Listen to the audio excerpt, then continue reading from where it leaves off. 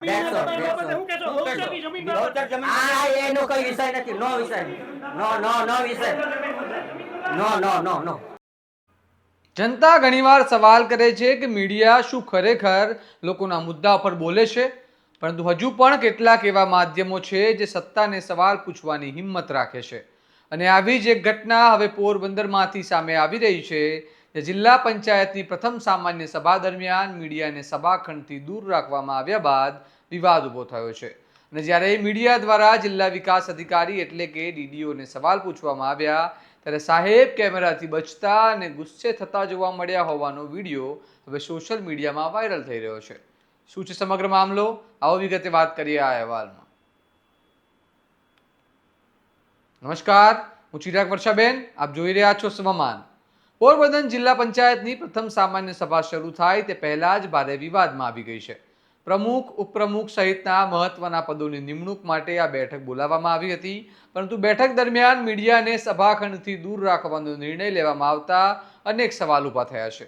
માહિતી મુજબ સામાન્ય સભામાં નિયમ પ્રમાણે માત્ર ચૂંટાયેલા સભ્યોને જ પ્રવેશ આપવો જોઈએ, છતાં સભાખંડમાં અન્ય લોકોની હાજરી જોવા મળતા ચર્ચા શરૂ થઈ ગઈ અને બીજી તરફ મીડિયા કર્મીઓને અંદર પ્રવેશ ન આપતા મામલો વધુ ગરમાયો. આ દરમિયાન મીડિયાએ જિલ્લા વિકાસ અધિકારીને સમગ્ર મામલે સવાલ પૂછવાનો પ્રયાસ કર્યો, પરંતુ સોશિયલ મીડિયામાં વાયરલ થઈ રહેલા વિડીયોમાં ડીડીઓ સાહેબ સવાલોથી બચતા અને ગુસ્સે થતા જોવા મળ્યા હોવાનું ચર્ચાઈ રહ્યું છે. જુઓ પહેલા એ વાયરલ વિડીયો, પછી આગળ વાત કરીએ. આજરોજ જિલ્લા પંચાયત પ્રમુખ ઉપપ્રમુખની ચૂંટણીની પ્રથમ બેઠક યોજવામાં આવી હતી. આ બેઠકની અંદર પ્રમુખ તરીકે એક ઉમેદવારી પત્ર આવ્યું હતું, જે ચૂંટણી નિયમો મુજબ માન્ય રાખવામાં આવ્યું હતું. એ મુજબ આજે અધ્યાંશી અધિકારીશ્રીએ પ્રમુખ તરીકે ઓળેદરા શીતલબેન રમેશભાઈ એને બિનહરીફ પ્રમુખ તરીકે જાહેર કરવામાં આવેલા છે. એ જ રીતે ઉપપ્રમુખ શ્રી તરીકે કોઠારી ગોપાલભાઈ ભીમજીભાઈ, તેઓની પણ એક અરજી આવી હતી, નામાંકન પત્ર ભરાયું હતું. તેઓને પણ ચૂંટણી નિયમો મુજબ ચકાસણી કરીને તેઓને પણ બિનહરીફ જાહેર કરવામાં આવેલા છે. અને અધ્યાંશી અધિકારી તરીકે અધિક વિકાસ કમિશનર શ્રી ડૉક્ટર ગૌરવ દયા સાહેબે અધ્યાંશી અધિકારી તરીકે પદ સંભાળેલ છે અને તેઓએ આ પ્રથમ બેઠક જે છે કાર્યવાહી પૂર્ણ કરેલ છે. સાહેબ, બેઠકમાં મીડિયાને આમંત્રણ અપાયું, બેઠક વ્યવસ્થા હતી નહીં, શું કહેશો એ બાબતમાં? આ સામાન્ય ચૂંટણીના નિયમો મુજબ બેઠકની અંદર સભ્યો સિવાય અન્યને પ્રવેશ આપવામાં આવતો હોતો નથી. પરંતુ મીડિયાને આપણે બેઠક વ્યવસ્થા કરવામાં આવી નહોતી, પણ એમને મીડિયાને ફોટો લેવા માટેનું આપણે એમાં પરવાનગી આપી છે.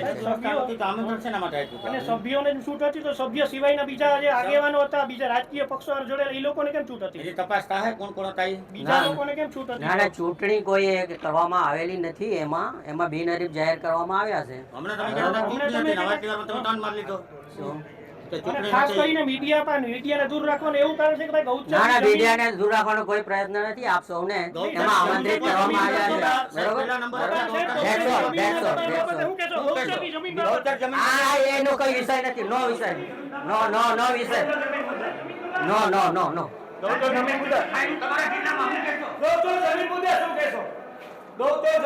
અત્યારે કોઈ મુદ્દો નથી આનો. અત્યારે કોઈ કાર્યવાહી નથી. ડીઝલ માટે લાઈનમાં ઊભા એનું શું કહેશો તમે? કોણ આપશે? તમે ટેકાના ભાવે ઘઉંમાં હેરાન કરતી ખેડૂતોને શું કહેશો?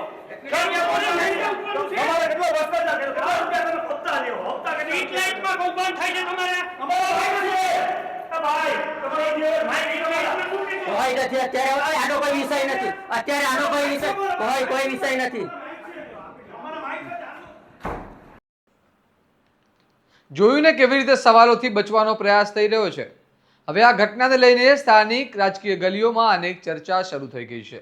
કેટલાક લોકોનો આક્ષેપ છે કે પોરબંદર જિલ્લામાં ગૌચરની જમીન પર દબાણ, ખેડૂતોને ડીઝલની અછત, વિકાસના પ્રશ્નો અને અન્ય સંવેદનશીલ મુદ્દાઓ પર મીડિયા સવાલ ન પૂછે તે માટે જ મીડિયાને બેઠકથી દૂર રાખવામાં આવ્યા હતા.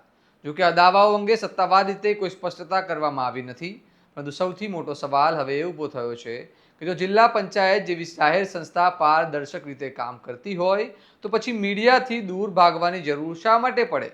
અને જો માત્ર ચૂંટાયેલા સભ્યોને જ પ્રવેશ હતો તો પછી સભાખંડમાં અન્ય લોકો કેવી રીતે પહોંચ્યા? આ ઘટનાએ હવે પારદર્શિતા, મીડિયા સ્વતંત્રતા અને તંત્રની કામગીરીને લઈને અનેક સવાલ ઊભા કર્યા છે.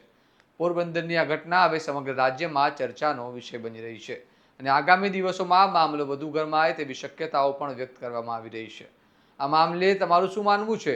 શું મીડિયાને જાહેર બેઠકોથી દૂર રાખવું યોગ્ય છે? અને શું અધિકારીઓએ જનતાના સવાલોનો જવાબ આપવાની જવાબદારી નથી? અમને કમેન્ટમાં જણાવો અને આવા જ વિશ્લેષણાત્મક અહેવાલો માટે તમારા સ્વમાનને લાઇક, શેર અને સબસ્ક્રાઇબ કરવાનું ભૂલતા નહીં. નમસ્કાર.